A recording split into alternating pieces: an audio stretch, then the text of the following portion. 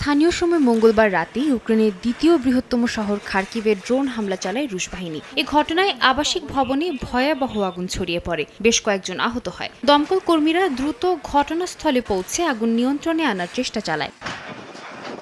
এর আগে দিনিপ্রো অঞ্চলে এক রাতেই ১১৪টি ড্রোন ও একাধিক ব্যালিস্টিক মিসাইল নিক্ষেপ করে মস্কো। এ ঘটনায় বেশ কয়েকজন হতাহত হন। ১৫৩টি এলাকায় হামলার কথা জানায় রাশিয়া। এর মধ্যে বেশিরভাগই ছিল জ্বালানি ও শক্তি সরবরাহ সুবিধা।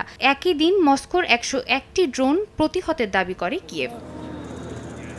এদিকে যুদ্ধ চলাকালীন বিষাক্ত পদার্থ নির্গমনের মাধ্যমে জলবায়ু পরিবর্তনের কারণে রাশিয়ার কাছ থেকে $৪,৪০০ কোটি ক্ষতিপূরণ দাবির পরিকল্পনা করছে ইউক্রেন। ইতিহাসে এই প্রথমবারের মতো যুদ্ধজনিত অতিরিক্ত নিঃসরণের ভিত্তিতে কোনো দেশ আনুষ্ঠানিকভাবে ক্ষতিপূরণ দাবি করছে। এর মধ্যেই রাশিয়ার সঙ্গে শান্তি আলোচনা পুনরায় শুরুর জন্য তুরস্কে পৌঁছেছেন ইউক্রেনের প্রেসিডেন্ট ভলোদিমির জেলেনস্কি। আঙ্কারায় প্রেসিডেন্ট এরদোয়ানের সঙ্গে বৈঠকে ন্যায়সঙ্গত শান্তি অর্জনের পথ খুঁজতে চান বলে জানান তিনি। মার্কিন বিশেষ দূত স্টিভ উইটকফ এ বৈঠকে থাকতে পারেন বলে ধারণা করা হচ্ছে।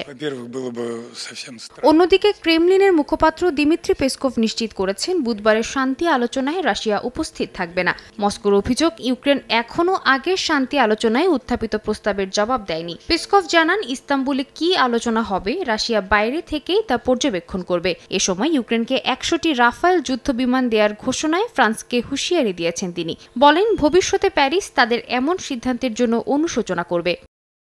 সাদিয়া তাসনিম, সময় সংবাদ।